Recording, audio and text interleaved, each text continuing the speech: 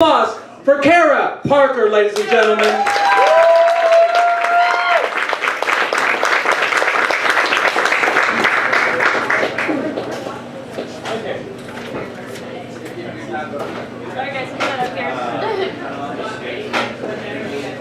I'm mad at the Girl Scouts because every year I buy my husband Girl Scout cookies so that I can eat them for myself.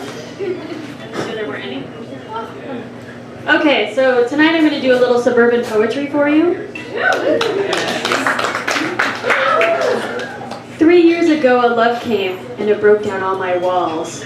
It responded to my touch. It came in like a wrecking ball. A love now so deep that I rarely feel alone.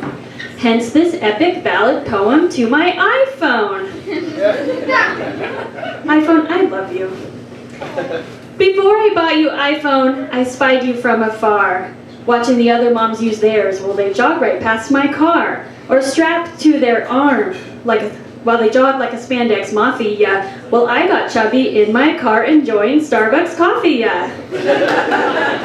iPhone, I'm so glad I bought you. Our love started out so innocent enough.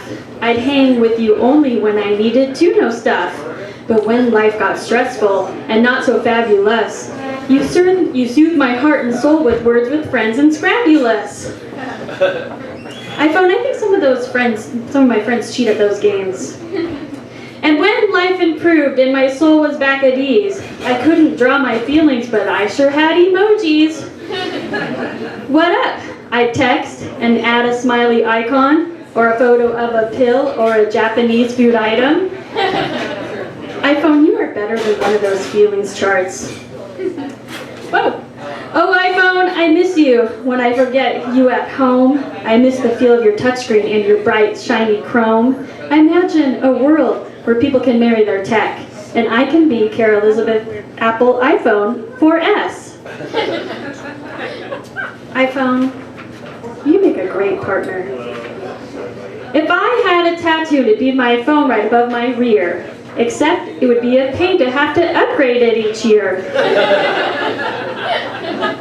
I don't know your gender because you aren't really alive. Am I having an affair with Siri, or is she my sister wife?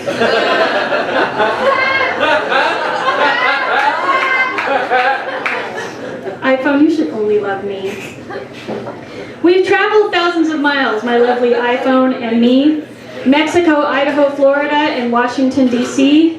Sitting on a beach in Maui acting kind of scandalous because I'm there in paradise sitting there playing Candy Crush. iPhone, your battery does not last a full flight. You store all the photos of the last 3 years of my lifey. My kids, my cat, my husband. I'm a picture-taken wifey. I use contacts, notes, and Facebooks, and sometimes Instagram. But if I lost iCalendar, I'd miss my mammogram. iPhone, I really need to learn how to use the cloud function to back stuff up. Some people use their iPhones to look up stuff like porno, but I'm much more likely to look up recipes using corn. Oh. I'm more likely to look up how to get the house much cleaner than use you to look up a bunch of big old strangers' wieners.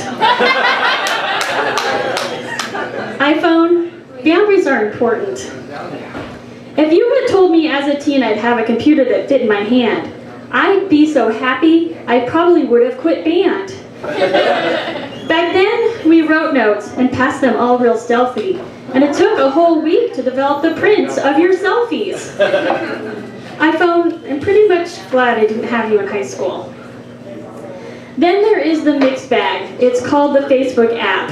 I see high school friends that are normal, and some who've kind of snapped. I can see my ex-boyfriends, who in person I would avoid. But when I see that they are balding, I feel some schadenfreude. iPhone, sometimes this all feels real creepy. If I lost this iPhone, would I go through withdrawals? Would I have to take up heavy drugs to get me through all the sorrows?